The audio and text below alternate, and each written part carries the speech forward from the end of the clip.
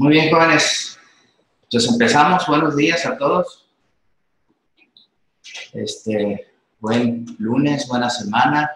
Hoy, lunes 16 de julio, vamos a comenzar con un tema. Un tema que la verdad son temas novedosos, son temas de reciente publicación. En los últimos días se han publicado y la verdad que creo que son muy importantes. ¿Qué vamos a ver? Hoy, lunes, ¿qué vamos a ver? Vamos a ver temas CFDI 3.3, lo nuevo, lo único nuevo que ha pasado en materia de cancelaciones de RFC, de los complementos de pago, muy rápido, ¿sí? Realmente donde nos vamos a enfocar importantemente es en unas leyes nuevas, ¿sí? Hay una ley nueva que habla de la Ley Federal de Declaración Especial de Ausencia para Personas Desaparecidas. Esta ley es una ley nueva, insisto, y pareciera que digamos, pues, ¿qué tiene que ver con disposiciones fiscales esto? Pues a lo mejor no tiene que ver con disposiciones fiscales del todo, pero sí tiene que ver con las actuaciones de las empresas, de los patrones, voy a decir, de esas personas desaparecidas. Imagínense cómo trae un trasfondo importante esto, de tal suerte, ¿cómo será la problemática de las personas desaparecidas en México? Que fue necesario crear una ley federal de declaración especial de ausencia para personas desaparecidas. Imagínense en qué grado de problemática está metido el país en esta materia, ¿no? Y obviamente, a raíz de esta ley, pues hay implicaciones en la Ley Federal del Trabajo, hay implicaciones en la Ley del Seguro Social, porque ahí nos dice cómo debemos de actuar cuando una persona está desaparecida, ¿sí?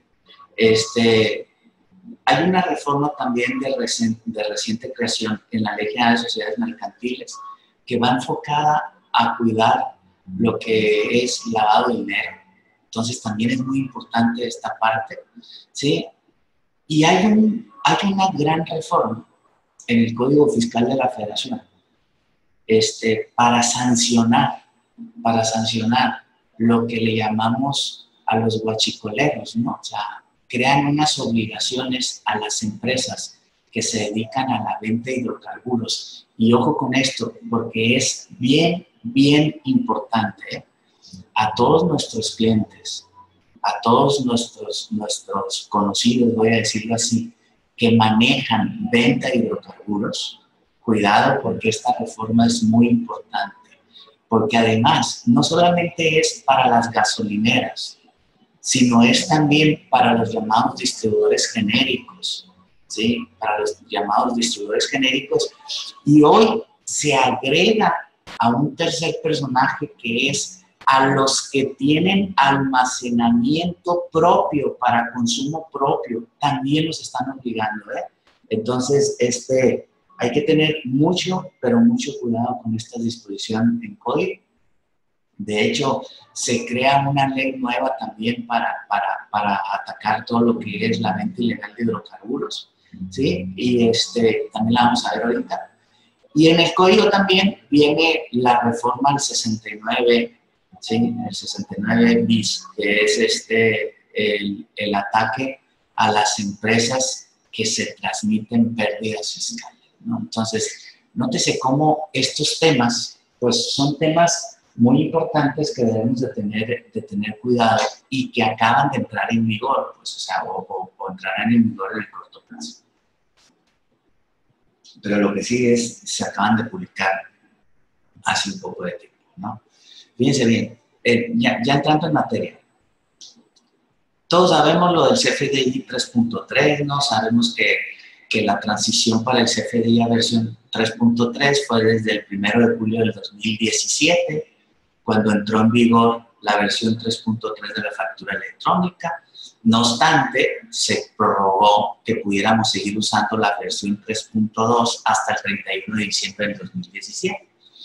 Y a partir del 1 de enero, la única versión, 1 de enero del 2018, La única versión válida es la 3.3, ¿no? Que esto, hay un comunicado de prensa del SAT el 22 de noviembre donde dice que a partir del 1 de enero la versión 3.3 es la única válida, ¿no? También otra de las cosas importantes es que se prorrogó también la entrada en vigor de lo que viene siendo los complementos para recepción de pago. ¿Qué nos dice lo publicado? Nos dice que la emisión de comprobantes con el complemento para recepción de pago será opcional hasta el 31 de agosto del 2018. ¿Qué quiere decir con opcional? Puede decir que los contribuyentes pueden emitir los complementos para recepción de pago, ¿sí? O pueden no emitirlos, ¿sí? Pero lo que nos queda claro es, a partir del 1 de septiembre del 2018, es obligación expedir los complementos para recepción de pago, ¿no? Entonces, es muy importante esta circunstancia. Otra de las cosas importantes es, ya ven que ahora hay un proceso importante para la cancelación de facturas electrónicas, ¿sí? Entonces, este proceso de aprobación para la cancelación de facturas electrónicas también entrará en vigor el 1 de septiembre del 2018, ¿sí? Entonces, todo lo que debemos de cumplir, fíjense cómo no me estoy metiendo en cuál es el proceso para cancelar facturas, sino todo lo que debemos de hacer para cuando queramos cancelar una factura, también entrará en vigor el 1 de septiembre del 2018. Y algo que es muy importante, algo que es sumamente importante, es que recuerden que hubo una prórroga o una amnistía, voy a decirlo así, cuando nos equivoquemos en registrar la clave de unidad de medida y o clave del producto o servicio, que decía que hasta el 30 de junio del 2018, en caso de que exista un posible error o discrepancia al registrar la clave de unidad de medida y o clave de producto o servicio, no se considera infracción. Pero recuerden que eso fue hasta el 30 de junio, ¿no? Entonces, ya a partir del 1 de julio del 2018, pues ya debemos de tener sumamente cuidado en las claves de unidad de medida o clave de producto o servicio, porque si nos equivocamos, ahora sí puede ser consecuencia una infracción o una sanción, ¿no? Entonces hay que tener mucho cuidado con eso. Bien, eso nada más es como un breve recordatorio de lo que son los FDIs y vamos a entrar a esta nueva ley que les platicaba hace unos momentos. Me parece que es muy importante, es muy importante que tengamos conocimiento de esta ley, ¿no? Fíjense bien, este es un decreto por el que se expide la Ley Federal de Declaración Especial de Ausencia para Personas Desaparecidas, ¿sí? Esta es, insisto, una nueva Ley Federal de Declaración Especial de Ausencia para Personas Desaparecidas. Y como consecuencias de esta ley, se reforman diversas disposiciones de la Ley Federal del Trabajo, de la Ley Federal de los Trabajadores al Servicio del Estado, reglamentaria del apartado B del artículo 123 constitucional, o sea, todo lo que es el ISSSTE, ¿sí? De la Ley del Seguro Social, se reforma todo lo que es la Ley del Seguro Social, de la Ley del Instituto de Seguridad y Servicios Sociales de los Trabajadores del Estado, ¿sí? Y de la Ley General de Títulos y Operaciones de Crédito, de la Ley de Instituciones de Crédito y de la Ley Agraria. Fíjense cómo esta nueva ley federal nos trae una serie de consecuencias adicionales hacia otras leyes que también tuvieron que reformarse y cambiarse para poder darle cabida a esta nueva ley, ¿no? Vamos a ver algunas de las cosas importantes. Fíjense bien, el artículo 1 de esta nueva ley dice: la presente ley es de orden público, interés social y tiene por objeto, primero, establecer el procedimiento federal para la emisión de la declaración especial de ausencia. Fíjense cómo es una persona que está desaparecida, pues hoy, como estamos actualmente, pues está desaparecida, pero le siguen todas las consecuencias jurídicas de su naturaleza normal, de todas las obligaciones que hubiera contraído de manera normal, simplemente estaba desaparecida, ¿sí? Hoy no, hoy se hace un procedimiento para que se emita una declaración especial de ausencia, ¿sí? mismo que no podrá exceder el plazo de 6 meses a partir del inicio del procedimiento para que se declare esa declaración, valga la redundancia, especial de ausencia, ¿no? Así como señalar sus efectos hacia la persona desaparecida, hacia los familiares o personas legitimadas por ley, una vez que ésta es emitida por el órgano jurisdiccional competente. Una vez, ¿qué va a pasar cuando esta persona que está desaparecida ya le dan su declaración especial de ausencia? Todos los efectos como persona desaparecida, a sus familiares o a las personas legitimadas por una ley, un acreedor, un deudor, etcétera, etcétera, ¿qué va a pasar? ¿Cómo se va a comportar todo lo que gira alrededor de esa persona desaparecida, ¿no? Tiene por objeto también reconocer, proteger y garantizar la continuidad de la personalidad jurídica y los derechos de la persona desaparecida, ¿sí? Ese es uno de los objetivos de esta ley. Otro objetivo es brindar certeza jurídica a la representación de los intereses y derechos de la persona desaparecida y otorgar las medidas apropiadas para asegurar la protección más amplia a los familiares, ¿sí? Nótese cómo lo que busca esta ley es proteger los derechos de las personas desaparecidas, pero no solamente de las personas desaparecidas, sino de su familia también y de su entorno, ¿ah? Para poder hacer la solicitud de declaración de ausencia, los familiares y personas autorizadas por la ley que tengan abierta una investigación en una fiscalía especializada, o sea, que hayan hecho la denuncia de que desapareció esa persona, podrán optar por presentar la solicitud de declaración especial de ausencia ante el órgano jurisdiccional en los términos que prevé esta ley. Ahora, todas las autoridades en el ámbito de sus competencias tienen la obligación de reconocer la validez y los efectos de la declaración especial de ausencia expedida por un órgano jurisdiccional competente. Y dice, fíjense, todas las autoridades, ¿sí? La validez y los efectos de la declaración especial de ausencia serán exigibles ante cualquier autoridad federal, pero no solamente ante las autoridades, fíjense, así como ante los particulares, cuando realicen actos equivalentes a los de autoridad que afecten los derechos de las personas desaparecidas o sus familiares en términos de esta ley. Yo me pregunto, ¿por qué es importante esta parte de la ley, de esta nueva ley? Porque imagínense que lamentablemente uno de nuestros trabajadores desaparece. Yo como patrón, o la empresa como patrón, ¿qué debe de hacer? ¿Cómo debe de comportarse? ¿Sí? Ahorita vamos a ver lo que pasaría, ¿no? También, ¿qué se debe de hacer si, por ejemplo, esta persona que desaparece tenía un crédito bancario? ¿Sí? ¿Qué debe hacer el banco? ¿Qué debe hacer el banco? Todo esto se prevé bajo esta nueva ley, ¿no? Entonces, el órgano jurisdiccional que reciba la solicitud deberá admitirla en un lapso no mayor a 5 días naturales y verificar la información que le sea presentada. ¿Por qué tiene que hacer esto el órgano jurisdiccional correspondiente? Porque también esta ley prevé que puede haber personas que se autodesaparezcan, pues así, ¿no? Que ellos solos se autodesaparezcan, ¿sí? Para lograr los beneficios de esta ley. Entonces, tiene que hacerse toda una verificación y un estudio, un análisis de la información que se presente, ¿no? Ahora, ¿qué efectos tiene una vez que se declara, ¿sí? Como ausencia? La declaración especial de ausencia tendrá como mínimos los siguientes efectos. Fíjense bien. El reconocimiento de la ausencia de la persona desaparecida desde la fecha en que se consigna el hecho en la denuncia o en el reporte. O sea, ya hay un reconocimiento de que la persona está desaparecida, ¿sí?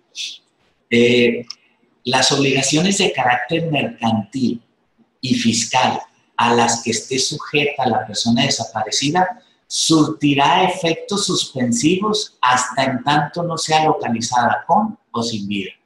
Fíjense lo importante de estos. Todas las obligaciones de carácter mercantil, como un crédito bancario, como lo dije ahorita, o todas las obligaciones de índole fiscal, se consideran suspensivas, o sea, en suspensión, hasta en tanto no sea localizada con o sin vida. Ese es uno de los efectos, ¿no?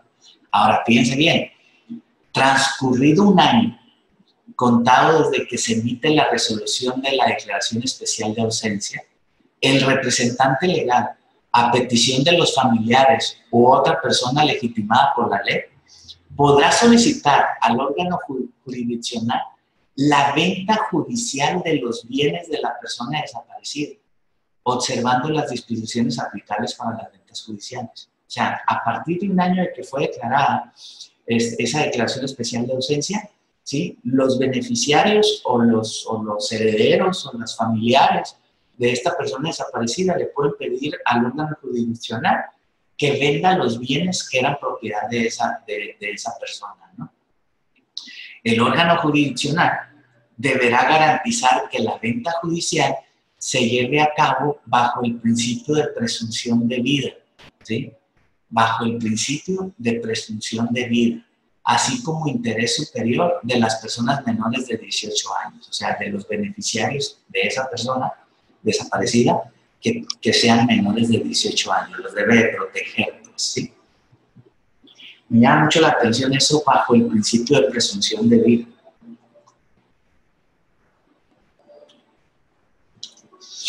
Fíjense bien, si la persona desaparecida de la cual se emitió una declaración especial de ausencia fuera localizada con vida,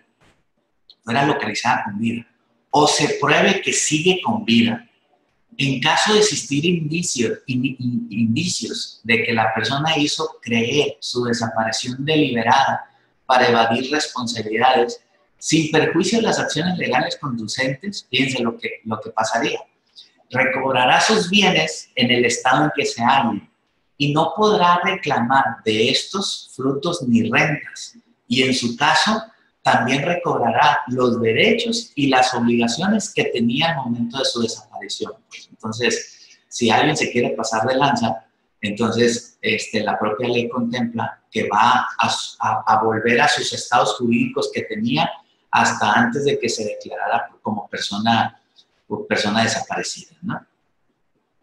Fíjense cómo esto realmente tiene una serie de implicaciones importantes, ¿no? Y vamos a ver primeramente en la Ley Federal del Trabajo qué se cambió en la Ley Federal del Trabajo respecto a estas personas desaparecidas, ¿no? Fíjense bien, el artículo 141 dice, en caso, esto es nuevo, obviamente, es parte de la reforma, dice, en caso de que el trabajador tenga la calidad de persona desaparecida y cuente con la declaración especial de ausencia, se procederá de la misma forma observando lo establecido en la legislación especial en la materia. Fíjense bien, deben de recibir los depósitos constituidos. Aquí no es que el patrón le tenga que seguir pagando, no.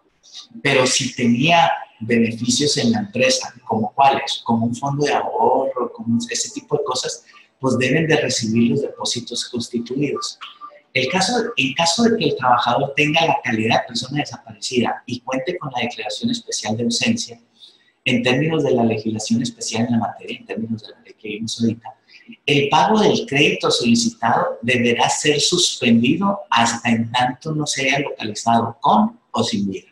Si tiene un crédito en Infonavit, obviamente, ¿sí? O tiene un crédito en la propia empresa, o tiene una deuda, ¿sí?, se declara suspendido hasta en tanto no se localice con o sin vida. Obviamente, si lo localizan con vida, pues tiene un efecto, si lo localizan sin vida, pues tiene otro efecto, ¿verdad? Pero fíjense cómo la Ley Federal del Trabajo ya ve estas circunstancias, ¿no? Se incluye la fracción 29 fíjense bien, para otorgar permiso sin goce de sueldo a las y los trabajadores declarados desaparecidos que cuenten con la declaración especial de ausencia en los términos del establecido en la legislación en la materia, que es la ley que acabamos de ver, ¿no? Entonces, si desaparece un trabajador, el patrón está obligado a otorgar permiso sin goce de sueldo, ¿sí? Pero, ¿qué efectos lleva esto de otorgar permiso sin goce de sueldo? Quiere decir que no se interrumpe la relación laboral, pues, o sea, no se interrumpe la relación laboral, ¿no? Otra de las cosas importantes es lo que dice el artículo 133, fracción 16, para establecer como una prohibición al patrón. Fíjense bien, se prohíbe al patrón dar de baja o terminar la relación laboral de un trabajador que tenga la calidad de persona desaparecida y cuente con la declaración especial de ausencia en los términos de la ley que ya vimos, ¿sí? Entonces, queda prohibido para el patrón darlo de baja o terminar la relación laboral. Simplemente se suspende, pero no puedo decir, ya no trabaja conmigo, ¿no? Está desaparecido y está suspendida la relación laboral, pero no lo puedo dar de baja ni terminar la relación laboral. O sea, ir a alegar ante un tribunal laboral que ese trabajador estuvo ausente durante 3 días continuos o algo para efectos de declarar un despido justificado, está prohibido para el patrón, ¿no? Ahora bien, ¿qué pasa si la desaparición derivada de un acto delincuencial? Que la mayoría pues tendría que ser así, ¿verdad? Dice, la previsión de que la desaparición a causa de un acto delincuencial sea considerado accidente de trabajo si se produce repentinamente o en ejecución con motivo del trabajo. Por ende, los riesgos de trabajo pueden producir desaparición de un acto de delincuencia. En términos así, resulta que puede ser que se tipifique la desaparición del trabajador, en este caso, ¿sí? En el ejemplo que le estoy poniendo, como un riesgo de trabajo, ¿sí? Entonces, fíjense cómo una ley viene y trae una serie de consecuencias laborales, ¿no? Cuando el riesgo traiga como consecuencia la muerte o la desaparición derivada de un acto delincuencial del trabajador, fíjense cómo el patrón va a indemnizar. Es una situación especial, es una situación diferente a un despido normal. Aquí es pero tiene que ser como consecuencia de la muerte o la desaparición definitiva de la persona, ¿no? Entonces, el patrón va a indemnizar de la siguiente manera: 2 meses de salario por concepto de gastos funerarios. El pago de la cantidad fija que marca el artículo 502 de la Ley Federal del Trabajo, que son 5,000 días de salarios, o 5,000 UMAS ahora, ¿no? O sea, eso como indemnización, adicional a la indemnización normal que le tocaría al trabajador, ¿no? Entonces, esta es la indemnización en un dado caso de que el trabajador desaparezca como consecuencia de un riesgo de trabajo, ¿no? Ahora bien, en la ley del IMSS, ¿qué fue lo que pasó en la ley del IMSS? En la ley del IMSS se adicionan los artículos 109 bis y 193 bis para señalar que los beneficiarios del asegurado que tengan la declaración de ausencia recibirán asistencia médica y de maternidad, quirúrgica, farmacéutica y hospitalaria, y el derecho de los familiares a obtener los recursos de la cuenta individual de su retiro, ¿no? De conformidad con el artículo 3 de la Ley Federal de Declaración Especial de Ausencia para Personas Desaparecidas, una persona desaparecida es quien cuyo paradero se desconoce y se presuma, de acuerdo con cualquier indicio, que su ausencia se origina de la comisión de un delito, ¿no? Entonces, fíjense cómo la ley del IMSS también ya protege a los familiares de ese desaparecido, ¿sí? Para que sigan teniendo todos los beneficios normales, ¿no? ¿Ok? Entonces, fíjense cómo ahí hay una parte muy importante de reformas que pareciera que cuando vimos que se publicaron, dijimos, pues como que nos atañe esto a nosotros, ¿no? Como asesores de empresa. Pero fíjense cómo sí tienen muchas consecuencias. Pues sí es importante que nosotros conozcamos que existe esa ley y que esa ley trae otras consecuencias en otras leyes que pueden traer pues situaciones muy especiales para las empresas, ¿no? Entonces es importante que lo veamos, ¿no? Dejamos esta parte y nos vamos a una reforma también que se hizo en la Ley General de Sociedades Mercantiles, que tiene que ver con proteger lo que es el lavado de dinero, ¿no? tiene como objetivo crear un régimen transparente, así como un vehículo para el lavado de dinero y financiamiento del terrorismo. Nótese que en México y en todo el mundo se ha legislado mucho en materia de lavado de dinero. Pues, o sea, se está protegiendo mucho cómo va el dinero. La otra vez en Estados Unidos quisimos hacer un depósito en efectivo a un tercero, poquito, $1,000, a un tercero, y no nos dejaron, porque el único que puede depositar en su cuenta efectivo es el titular de la cuenta, ¿sí? Esa es una reforma nueva en Estados Unidos, pero así funciona, pues. Entonces, no es una circunstancia en México nada más esta legislación en materia de lavado de dinero, sino es en todo el mundo, ¿no? En este artículo 73 se le adiciona el párrafo segundo, el cual establece la obligación a cargo de las sociedades de responsabilidad limitada de publicar un aviso en el sistema electrónico de la Secretaría de Economía que contenga.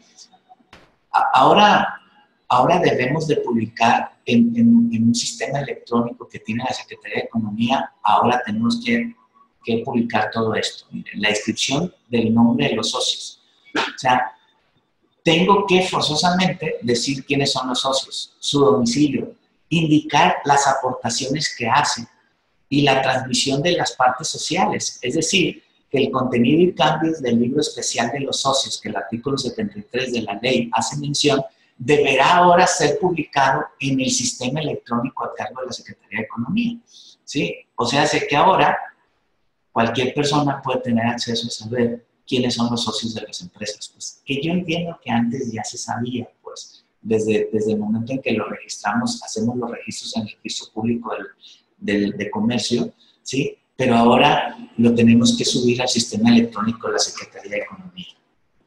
Aquí yo no sé si Ángel quisiera comentar algo al respecto, ¿sí? Pero también en materia de las sociedades mercantiles, las sociedades anónimas, pues también hay que publicar en el sistema electrónico de la Secretaría de Economía el contenido del registro de acciones de las sociedades anónimas, debiendo asegurarse de incluir en el mismo el nombre, nacionalidad, domicilio del accionista, la indicación del número de acciones que le pertenecen. O sea, que desde hace algunos años las sociedades anónimas se llaman sociedades anónimas, pero de anónimas no tienen nada, ¿no? O sea, realmente no hay una sociedad anónima porque ahora hasta en el sistema electrónico de la Secretaría de Economía tenemos que publicar el nombre, el domicilio, la nacionalidad y cuántas acciones tiene cada uno de los socios de las sociedades, ¿no?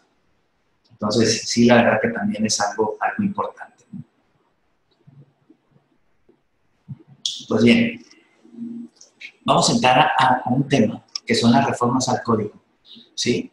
Que, ojo, quisiera que le pusieran especial interés a este tema para todas las personas contribuyentes que se dedican a la enajenación de hidrocarburos, ya sean gasolineras, ya sean distribuidores genéricos, o ya sean que almacenan combustibles en sus instalaciones para autoconsumo, porque le aplica a los tres. Ya se hace que las enajenen a personas, público en general, o ya sea que las enajenen a empresas. Pero es muy importante ver esto, ¿sí? De entrada les voy a decir, se crea una nueva ley también, otra nueva ley, la Ley Federal para prevenir y sancionar los delitos cometidos en materia de hidrocarburos. Esa es una nueva ley. Y como parte de la creación de esta nueva ley, se adicionan y derogan diversas disposiciones en el Código Fiscal de la Federación, en la Ley Aduanera y en el Código Penal Federal, ¿sí? Pareciera que la intención del citado decreto es llevar a cabo una reforma integral en materia fiscal y penal para fortalecer y unificar los mecanismos de supervisión y control de toda la cadena de producción y comercialización de los hidrocarburos y petrolíferos, así como reforzar los supuestos y sanciones relativas a las conductas ilícitas que se presentan en dichas materias. O sea, la venta y la comercialización ilegal de hidrocarburos, ¿no? Todos hemos escuchado el término huachicolero, pero los huachicoleros no son solamente los que ordenan los ductos, sino todos esos que ordenan los ductos, pues sacan cantidades de miles de litros de combustibles y esos tienen que ir a parar a algún lado, pues, o sea, se comercializan esos combustibles ilegales y estas reformas lo que pretenden es sancionar y verificar o cuando menos ponerle trabas a esa comercialización ilegal. Pero como hay comercializadores ilegales, también hay comercializadores legales, ¿sí? Y entonces tenemos que estar cuidadosos porque todas estas reformas le aplican pues a cualquiera, ¿sí? Si somos vendedores legales de combustibles, pues también debo de tener todos estos cuidados, ¿no? Porque si no, las sanciones están impresionantes, ¿no? Se agrega en el artículo 28, se ve el inciso A y B en la fracción 1, donde básicamente nos dicen que los libros, sistemas y registros contables, papeles de trabajo, estados de cuenta y todos los sistemas electrónicos de control de ventas de combustible formarán parte de mi contabilidad, ¿no? Y en el inciso B, que esto es muy importante, fíjense bien, tratándose de personas que fabriquen, que produzcan, procesen, transporten, almacenen, incluyendo almacenamiento para usos propios, distribuyen o enajenen cualquier tipo de hidrocarburo petrolífero. Antes solo decía personas que enajenen. Ahora es fabriquen, produzcan, procesen, transporten, almacenen, distribuyan o enajenen, ¿no? Entonces, antes solamente era para los que enajenaban. Deberán contar con los equipos y programas informáticos para llevar controles volumétricos. Los controles volumétricos, pues ya sabemos, son unos sistemas que nos permiten ir identificando cuánto estoy vendiendo, cuánto estoy comprando. Pues, o sea, es como un sistema de inventarios, pero por litros, pues, ¿sí? Pero además de los controles volumétricos, ahora se adiciona como una obligación un dictamen emitido por un laboratorio de prueba o ensayo que determine el tipo de hidrocarburo petrolífero. ¿Por qué es esto? Porque lamentablemente, así como decíamos que la leche la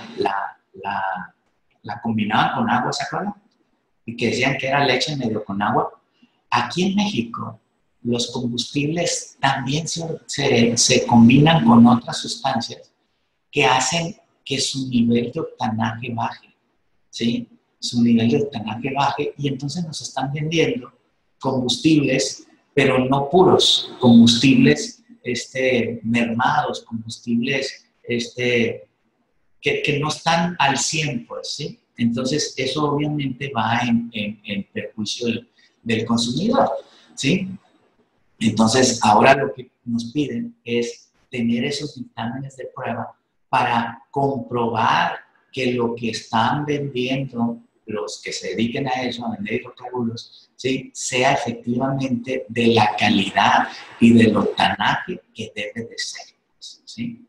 Ahora, fíjense bien, no dar cumplimiento a lo dispuesto en el artículo 28 se considera como agravante, o sea, son motivos de infracción no dar cumplimiento a estos controles volumétricos o a los dictámenes emitidos por un laboratorio de prueba, ¿sí? Y se considera una comisión de una infracción, ¿sí? No contar con el dictamen o el certificado que se refiere al artículo 28, fracción 1, apartado B de este código, no contar con los controles volumétricos, no tenerlos en operación o contando con aquellos se lleven a cabo en contravención con lo dispuesto en el artículo 28, fracción 1, apartado B de este código. O sea, no se hagan como deben de ser, ¿sí? Y se agrega que tratándose de actos o actividades que tengan efectos fiscales en los que no haya obligación de emitir comprobante fiscal digital por Internet, el SAT podrá mediante reglas de carácter general establecer las características de los documentos digitales que amparen dichas operaciones y con las características que deberán cumplir los comprobantes fiscales que amparen operaciones realizadas con el público en general. Una de las cosas que se quejan mucho los comercializadores de combustibles es que para emitir, muchos de los que le compran combustible no piden factura. entonces son ventas al público en general. Y como está la regla ahorita del CFDI 3.3, dice que se convierte en un caos emitir la factura por ventas al público en general. Entonces aquí le están dando la oportunidad también a esos enajenantes de combustible de facilitarle el proceso de hacer la factura con el público en general. O sea, una factura global, eso es lo que estamos entendiendo, que el SAT emitirá las características para poder hacer una factura global por ventas al público en general, cosa que hoy por hoy este tipo de contribuyentes se supone que no tiene ese beneficio, ¿no? Además, se agregan algunas circunstancias que son muy importantes porque lleva también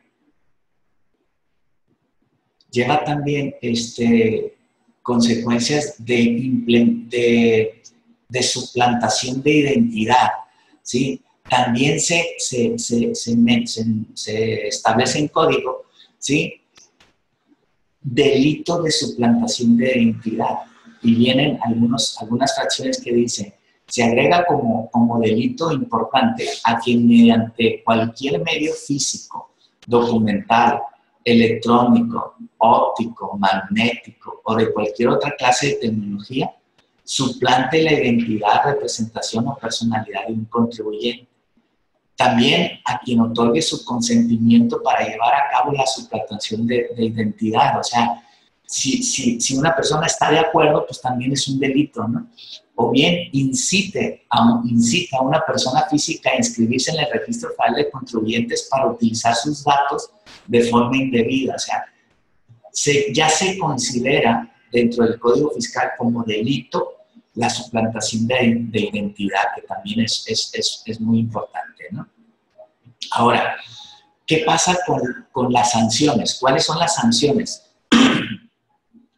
Fíjense bien, no lo duden que en el corto plazo haya una fiscalización importante en esta materia de las pruebas de laboratorio y de lo que son los controles volumétricos, que sancione con cárcel, que se sancione con cárcel, porque ya está en el artículo 111 y dice, se impondrá sanción de 3 meses a 3 años de prisión a quien oculte, altere o destruya total o parcialmente los libros, sistemas o registros contables, así como la documentación relativa a los asientos respectivos que conforme a las leyes fiscales está obligado a llevar o estando obligado a tenerlos no cuente con ello.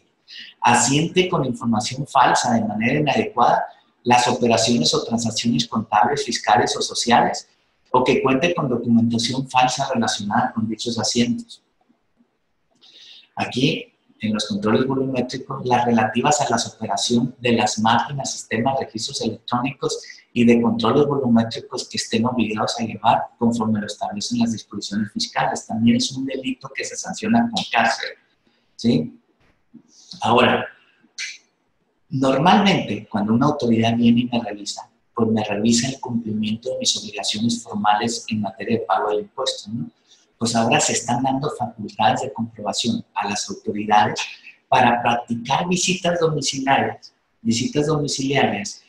donde lo que van a revisar, o sea, lo que van a verificar es la incorporación de aquellas relativas a los registros electrónicos de controles volumétricos. O sea, ahora va a haber visitas domiciliarias exclusivamente a revisarnos los controles volumétricos, así como las relacionadas con actividades que impliquen gran número de operaciones o entrada de ingresos en un determinado lapso de tiempo. O sea, nos van a revisar, pero no nos van a revisar en sí lo tradicional que nos revisan, sino nos van a revisar que las entradas de combustibles con los controles volumétricos, con lo que estamos declarando de ingresos sea de manera congruente y adecuada, ¿sí? Y además, se le otorga la facultad a la autoridad para auxiliarse de terceros para las tomas de muestras o para el análisis, identificación o cuantificación de bienes o mercancías de difícil identificación o manejo. Asimismo, se establece el procedimiento que se deberá seguir en la toma de muestras para conocer las características de los bienes o mercancías objeto de la revisión. O sea, es que la autoridad ya va a tener ya tiene la facultad también de revisar las muestras de lo que ese enajenante de combustibles está vendiendo para ver que efectivamente cuente con el octanaje que dicen que cuenta. Pues. Entonces, fíjense cómo hay una facultad muy importante adicional para las autoridades, ¿no? Y fíjense las multas. Multa de 35,000 a 61,500 para la establecida en la fracción 15, ¿sí? Que es la de llevar los controles. Ahora, cuando en la infracción se identifique alguna de las agravantes mencionadas en el artículo 81, fracción 25, incisos A o B de este código, la multa puede ser de 1 millón y hasta 3 millones de pesos. Y esta de las multas es al margen de la consecuencia penal que puede llevar, ¿sí? Entonces, en el caso de reincidencia, la sanción consistirá además en la clausura del establecimiento del contribuyente por un plazo de 3 a 15 días. Para determinar dicho plazo, las autoridades fiscales tomarán en consideración lo previsto en el artículo 75. La primera vez 3 días, la segunda vez hasta 15 días, ¿no? Entonces, esto es algo muy, muy importante, les insisto y quiero recalcar. Tenemos muchos clientes agrícolas, por ejemplo, ¿sí? Que tienen un depósito donde ahí pueden almacenar 5,000, 10,000, 20,000 litros de diésel, por ejemplo. Esos contribuyentes también están obligados a llevar los controles volumétricos, ¿sí? Cosa que antes no estaban obligados. Los clientes que tenemos que venden diésel de manera genérica, o sea, en pipas, no al público así con una bombita como las gasolineras, esos también están obligados a llevar controles volumétricos a partir de ya, ¿no? ¿Sí? Entonces, otra cosa que es importante, ¿sí? Hay muchos distribuidores de diésel, sobre todo de diésel, hoy por hoy, que están importando el diésel, que lo están importando del extranjero, de Estados Unidos generalmente, ¿sí? Pues también hay, no lo pusimos aquí, pero también hay unas reformas a la ley aduanera, que le establece ciertos mecanismos y ciertas obligaciones, porque la autoridad descubrió que se estaba importando diésel disfrazado de otra cosa para evitar el pago del IEPS, y ya que se importaba, entonces ya aquí en México pues tienen un valor mucho más pequeño y deja en desventaja a los que sí pagan el IEPS, pues. Entonces ahora una de las reformas, por ejemplo, es que cuando vaya a cruzar el camión o la pipa o no sé, de diésel, ¿sí? Le tienen que hacer unas pruebas para verificar qué tipo de combustible es. Y entonces, pues, en su caso, cobrar el IEPS, ¿no? En caso de que sea. Entonces, tengan mucho cuidado todos los vendedores de diésel, todos los almacenadores de diésel o todas las gasolineras también, porque las gasolineras, pues, ya llevaban un cierto control de esto, ¿no? Pero de las pruebas de laboratorio eso no lo tenían y eso es relativamente nuevo, ¿no?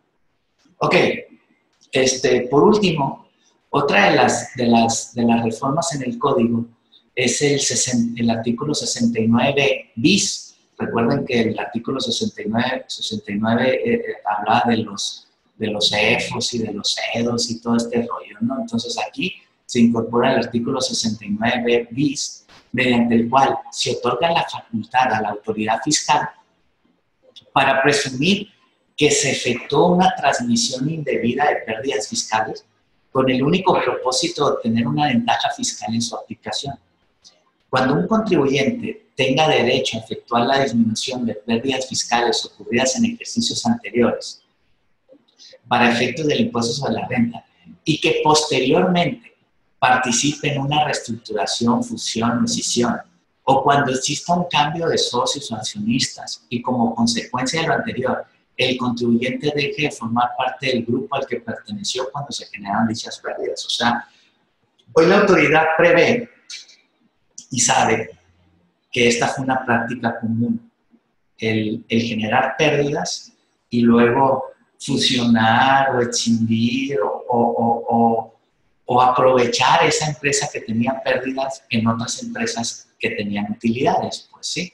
Entonces, hoy ya se incorpora y se legisla que la autoridad, así como presume que puede ser una empresa que factura operaciones simuladas, así puede presumir aquí también que las transmisiones de pérdidas fueron únicamente como un acto de querer obtener un beneficio indebido, ¿sí?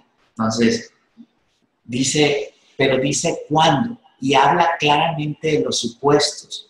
Entonces, si nosotros estuviéramos en un supuesto diferente a estos, entonces técnicamente se supone que no debe de presumir la autoridad que estoy transmitiendo unas pérdidas de manera indebida. Fíjense cuáles son los supuestos. Primer supuesto, obtenga pérdidas fiscales en alguno de los 3 ejercicios fiscales siguientes al de su constitución, en un monto mayor al de sus activos y que más de la mitad de sus deducciones derivaron de operaciones relacionadas con partes relacionadas, derivaron de operaciones realizadas con partes relacionadas, ¿no? Ese es un supuesto. Otro supuesto, obtenga pérdidas fiscales con posterioridad a los 3 ejercicios fiscales declarados siguientes al de su constitución, derivadas de que más de la mitad de sus deducciones son resultado de operaciones entre partes relacionadas y las mismas se hubieran incrementado en más de un 50% respecto de las incurridas en el ejercicio inmediato anterior. Ese es otro supuesto, ¿no? Tercer supuesto, disminuya en más del 50% su capacidad material para llevar a cabo su actividad preponderante en ejercicios posteriores a aquel en que declaró la pérdida fiscal, como consecuencia de la transmisión de la totalidad o parte de sus activos a través de una reestructuración, escisión o fusión de sociedades, o porque dichos activos se hubieran enajenado a partes relacionadas, ¿no? Fíjense cómo hay 3 supuestos ahí de cuándo la autoridad puede presumir que hay una transmisión indebida de pérdidas.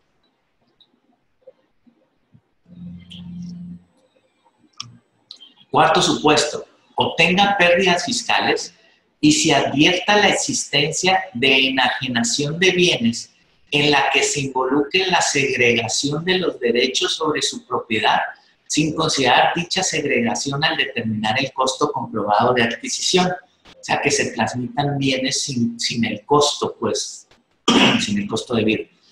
Obtenga pérdidas fiscales y se advierta la modificación en el tratamiento de la deducción de inversiones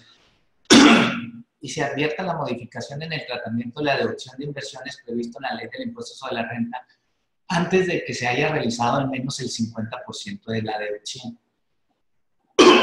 Y el último, obtenga pérdidas fiscales y se advierta deducciones cuya contraprestación esté amparada con la suscripción de títulos de crédito y la obligación adquirida se extinga mediante una forma de pago distinta a las previstas para efectos de las deducciones en la ley del ISR, como puede ser la novación o la confusión o ese tipo de figuras que se utilizan muchas veces para tener un beneficio fiscal, ¿verdad? Entonces, cuando existan estos supuestos, entonces la autoridad va a presumir que hay una transmisión indebida de pérdidas. Y entonces, ¿qué va a hacer la autoridad y qué debemos de hacer los contribuyentes? La autoridad notificará vía buzón tributario para que en 20 días desvirtúe el contribuyente los hechos con información y documentos.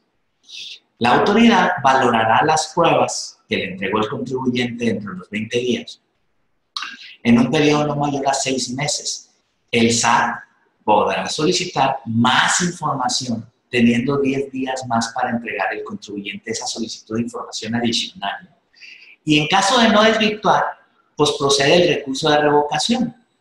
En menos de 30 días se publica el listado por medio del Diario Oficial de la Federación. O sea, hace que también, así como aparecen los contribuyentes publicados en el 69 como EFOS, así va a haber una publicación del 69 bis de empresas que transmiten pérdidas de maneras indebidas, ¿no? Entonces, va a tener muchos efectos porque si yo tengo operaciones con una empresa que transmite pérdidas de manera indebida. No sé cómo nos vamos a llamar, pero también nos van a pedir que seguramente son operaciones indebidas, pues también.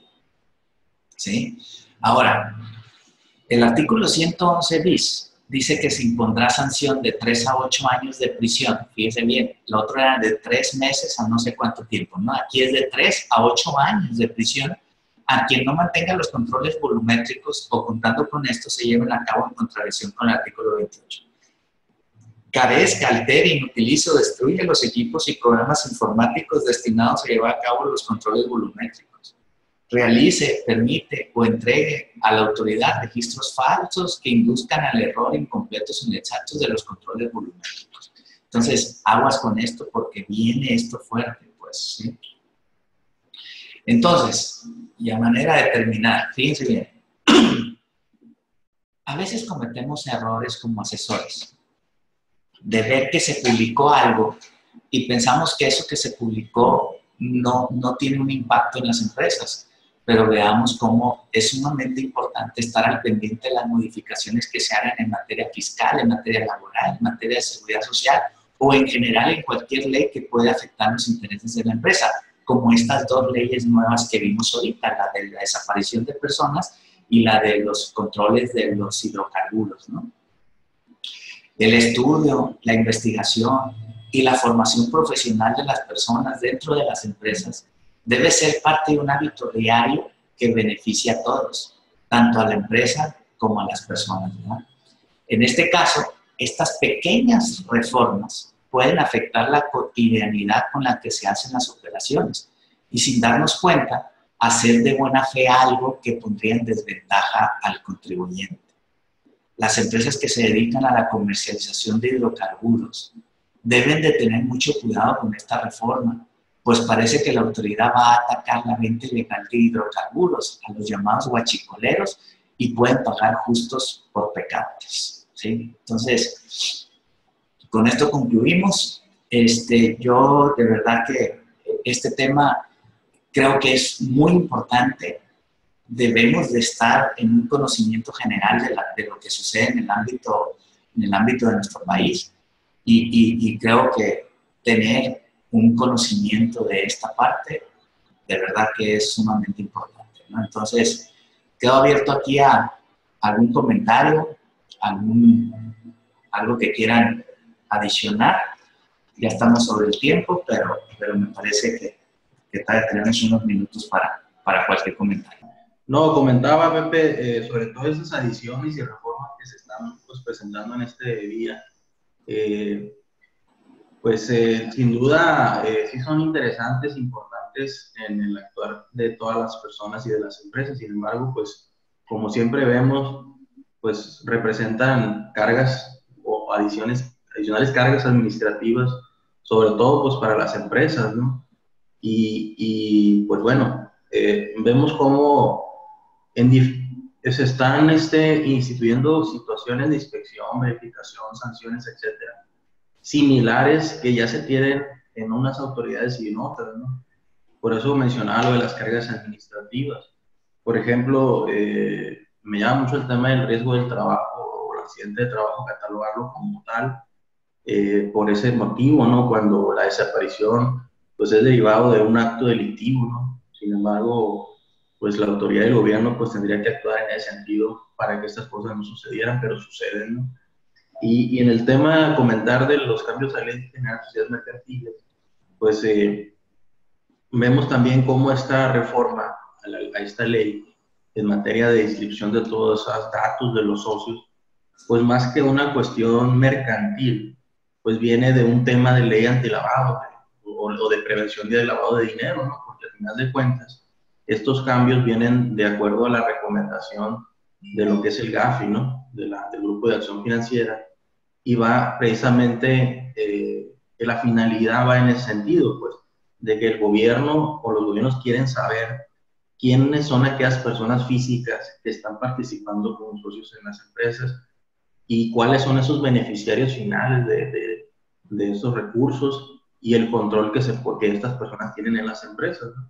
Que sabemos que ya hay en otros, por ejemplo, si es una profesión de lavado, pues en el SAT ya con la inscripción de las personas morales, pues ya se tiene toda esa información de alguna manera de quiénes son los socios accionistas de las empresas, pero pues bueno, al final de cuentas, a través de la Secretaría de Economía, también quieren tener esas bases muy precisas de información. Entonces tenemos dos bases en dos diferentes autoridades, ¿no? Pero todo va relacionado con la ley antilavado, ¿no? O la prevención del lavado de dinero, y todo, muchas de estas cosas van en torno a esto, ¿no? Y pues también dentro de cargas administrativas, en el tema de las gasolinerías, como lo queremos llamar, pues también ya existe verificaciones e inspecciones por parte, en este caso, pues de la famosa Profeco, donde ellos ya hacen inspecciones periódicas a estas empresas, donde revisan el despacho del combustible, revisan los controles electrónicos que tienen estas empresas constantemente. Sin embargo, pues sabemos que ellos sancionarán y harán lo conducente para sus fines por facultades que ellos tienen, pero la autoridad fiscal también lo quiere hacer o lo va a hacer para otros propósitos, ¿no? Que es de carácter meramente fiscal. Sin embargo, pues ahí vemos más cargas y más inspecciones y revisiones a las empresas. Sí. Y como decía, debemos de tener cuidado porque podemos pagar justos por pecadores. Pues no me queda duda a mí que muchas gasolineras compran combustible robado y lo venden. O sea, sí, no tengo duda de que eso sucede. Pero también es cierto que muchas no, pues. Y entonces, con todos estos controles, con todas las pruebas, con todo lo que se tiene que hacer, pues verdaderamente incrementa la carga administrativa para las empresas, ¿no? Me hacen una pregunta, Caborto. Dice, buen día, Pepe, con esta medida se atacará a la venta de litros mochos que efectúan la mayoría de las gasolineras. Esa es la idea, ¿eh? Dentro de la exposición de motivos que trae esta ley, sí viene un concepto. Hay tres cosas que se pretenden atacar con esta ley. La primera es la comercialización ilegal de combustibles, ¿no? Esa es la primera. La segunda es el que no te den los litros completos. Ese es segundo objetivo de esta ley. Y la tercera es que aun cuando te den los litros completos, que venga la gasolina mezclada con otras cosas que le quiten la calidad de combustible que debe de ser, ¿no? Entonces, esos son los tres objetivos.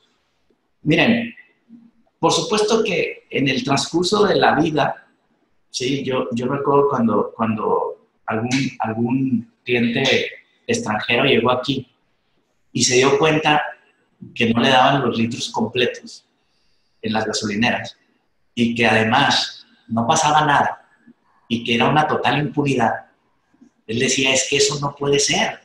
O sea, esto allá, por menos de esto, los meten a la cárcel y cierran el negocio. Pero aquí en México no pasa nada, ¿sí? Es más, podemos decir que cuando encontramos una supuesta gasolinera que da litros completos, entonces esa gasolinera tiene un éxito de los 1000 demonios, ¿no? Porque supuestamente da litros completos. Y todas las demás, o sea, y lo vemos como algo natural, como algo que así es, pues, ¿sí? Entonces, la verdad es que ha faltado voluntad política, ¿no? Y ha faltado voluntad porque también hay muchos coludidos en ese medio, ¿no? Veíamos la otra vez como en un ducto que estaban ordeñando unos guachicoleros, estaba una camioneta de Pemex con lado de ellos. Pues. Entonces, realmente es un tema muy complicado. Pero al margen de todo eso, debemos de tener mucho cuidado por las empresas y los clientes que tenemos y atendemos, porque quiero recalcar esto mucho. Si una empresa almacena combustible, también le cae la obligación a esa empresa, pues, o sea, aunque no venda. Entonces debemos de tener mucho cuidado con eso, ¿no? Debemos de tener mucho cuidado con eso. Otra pregunta por aquí. Dice, con esta ley, esto todo lo que reglamentó en su momento Pemex, pero ya es correcto, ¿sí? Con esta ley, todo lo que está reglamentado en Pemex, pero ahora ya está a nivel ley, pues, y esto es muy importante. Y de veras, ¿eh? Por ahí me han dicho, por parte de las gentes del SAT, que van a venir, como me decían, queremos meter a la cárcel a algunos empresarios del sector de hidrocarburos, porque solamente así vamos a crear conciencia. Pues. Entonces, cuidado, de verdad, debemos de tener mucho cuidado con esto. ¿Sí? ¿Algo más, muchachos? Sí, buenos días. Buenos días. Buenos días a todos. Sí, Pepe, mi comentario, ¿no? También a manera de conclusión o de reflexión de esto que nos están presentando, es que pudiéramos pensar que la ley de hidrocarburos, la ley de personas desaparecidas, pues no nos puede afectar en ciertas actividades, como es en el caso del sector agropecuario. Yo ahorita con lo que me quedo es la parte esa precisamente que comentabas, del almacenamiento para uso, y veo que las sanciones son importantes. Yo creo que va a ser una parte importante de promoverlo con nuestros clientes, esas nuevas obligaciones. Sí, eso es muy importante. Aquí en Mochis, Ruth, tenemos algunos clientes que venden combustible, pues. Entonces, la verdad es que a nosotros nos corresponde informarles de estas nuevas obligaciones que tienen, pues, porque les aseguro que ni idea tienen que tienen estas nuevas obligaciones, pues. Y hay que estar preparados porque las consecuencias son grandes consecuencias, ¿no? Entonces, y para los clientes agrícolas que tenemos que almacenan combustible, pues ni hablar también, ¿no? Hay que hacer ver esas medidas. Sí, así es. Muy bien, pues algo más, señores. Buenos días, Pepe, ¿me escuchan? Sí, claro, adelante, Rafa. Oye, no, pues mi comentario va en relación al tema de la transmisión o la presunción de la transmisión indebida de las pérdidas, ¿no? Sí. Por ahí comentaste el tema del nuevo artículo 79 bis adicionado, que definitivamente también pues viene a dar una apretona a los abusos que se están dando, ¿no? Pero también que quede claro, por ejemplo, si estamos bien el texto de la ley, de este artículo, en todos los supuestos, pues son supuestos que lo prevé la ley, que se pueden hacer, ¿verdad? En ninguna parte señala que no lo puedes hacer. Son situaciones que no te dicen que no lo hagas, o sea, están previstas en la ley ese tipo de operaciones, pero la autoridad lo que está previendo es que, o está presumiendo que se le hace raro esas operaciones. Sin embargo, el texto de la ley está claro que se puede hacer, ¿verdad?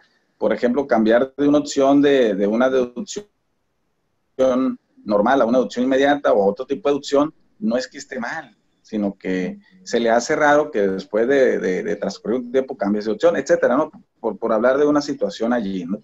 Yo lo que les quiero comentar, y hasta donde yo he leído, es importante que leamos también la exposición de motivos, porque allí señala, y creo que es muy importante leer, señala al último que teniendo una razón de negocios, esa transmisión de pérdidas, por allí podemos obviamente sacar adelante este barco, ¿no? Si no hay razón de negocios y se está haciendo como una estrategia para lo que ya sabemos, probablemente se vaya a caer todo este asunto, ¿no? Pero si hay una razón de negocio que seguramente, como dices tú, y en muchas de las cosas, pues las cosas se hacen bien, ¿no? Se hacen del todo bien, y ahí es por donde yo te quería o les quiero comentar. Cuando estemos en la presencia de este caso, vayamos ahí a la exposición de motivos. Es un tema muy interesante que, según hasta donde yo tengo entendido, es un buen elemento para una defensa, ¿no? Razón de negocios en este tipo de operaciones. Y en lo que tú comentas adicional, pues en los demás temas, pues no deja de ser más carga, ¿no? Como dices tú, definitivamente a través de esta reforma, pues ya están todos los actores implícitos en este asunto de los hidrocarburos, ¿no? No voy a repetir, pero viene mucha carga y como dicen también, hay que estar muy abusados ahí, con todos los clientes que de manera, pues tienen ese almacenaje de gasolina o de combustible, porque seguramente, pues como dicen, justo por pecadores, ¿no? Ese es mi comentario, Pepe. Gusto en saludarlos a todos. Correcto, Robert. Tú, Rafa. Muy bien, excelente. Y sí, tienes razón, ¿no? Hay que ir siempre a la exposición de motivos también. Muy bien, señores, pues yo creo que ya estamos sobre el tiempo. Les agradezco mucho su atención y pues nos vemos, primero Dios, el próximo lunes. Que tengan bonita semana. Saludos.